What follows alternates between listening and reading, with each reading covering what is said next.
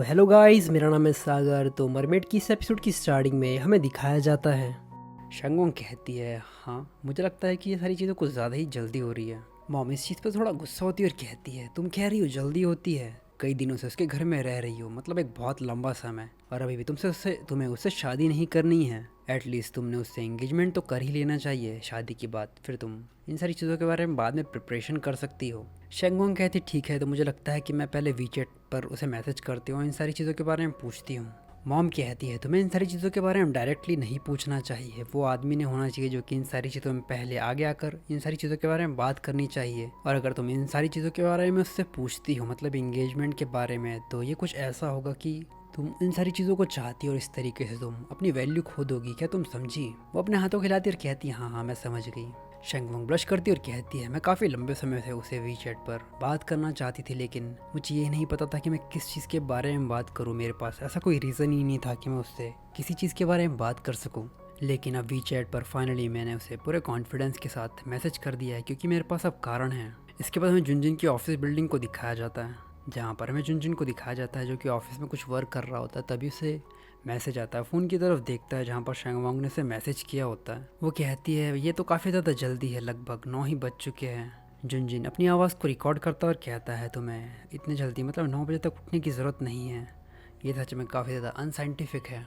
शेंगवांग इस चीज़ को सुनकर थोड़ा शर्मा जाती है और फ़ोन भी स्पीकर पर होता है। मॉम डैड भी ये सब कुछ सुन लेते हैं, लेकिन वो इस तरीके से दिखाते हैं कि उन्होंने कुछ सुना ही नहीं। वो ब्लश करते हुए उस फ़ोन की तरफ देखती है और मन में ही चिल्लाते हुए कहती इस बिग ट्यूमर को, इसने उस मछली को खा लिया, वो भी बिना हड्डियों को छोड़े हुए। लेकिन अभी भी इसे मैसेज करना नहीं आता, लेकिन उसने उसके जगह वॉइस टेक्स्ट किया है। जुनजुन कहता है मेरी मॉम ने कहा है कि अब सारी चीज़ें सेटल हो चुकी है, तो वो चाहते हैं कि हॉस्पिटल जाकर वो तुम्हारे पेरेंट्स से मिल ले। तो तुम्हें क्या लगता है कि इन सारी चीज़ों के लिए सही समय कौन सा होगा? शेंगवांग कहती है क्या सच में? जुनजुन उस फ़ोन की तरफ देखता और कहता है मुझे लगता है कि लिटिल सिस्टर कुछ ज़्यादा ही एक्साइटेड है। क्या ऐसा हो सकता है कि मेरे पेरेंट्स इन सारी चीज़ों के बारे में चाहते हैं, मतलब हमारी मैरिज के बारे में, शायद इसी चीज़ के लिए कुछ ज़्यादा ही एक्साइटेड हो गई है। इसके बाद वो दोबारा उसे मैसेज करता और कहता है तुम्हें एंगेजमेंट को डिले करने की कोई भी ज़रूरत नहीं है, और यही तुम्हारे फादर इन लॉ और मदर इन लॉ चाहते हैं। क्योंकि अगर तुम इन सारी चीज़ों में और भी देरी लगाती हो तो तुम्हारे लिए ही गलत होगा, क्योंकि शहर में कई सारी लड़कियां जो कि चाहती है कि वो मेरी वुमेन बन सके।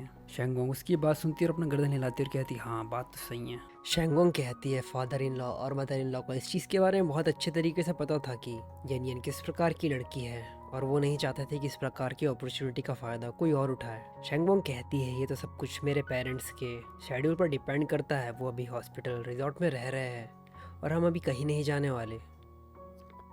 तो ये एपिसोड यहीं तक। अगर आपको ये एपिसोड पसंद आया हो तो प्लीज़ लाइक और कमेंट करके ज़रूर बताना कि आपको ये एपिसोड कैसा लगा, और अगर आप चाहते हो कि मैं इसी प्रकार की और भी बढ़िया बढ़िया एक्सप्लेनेशन लाऊं तो चैनल को सब्सक्राइब करना मत भूलना।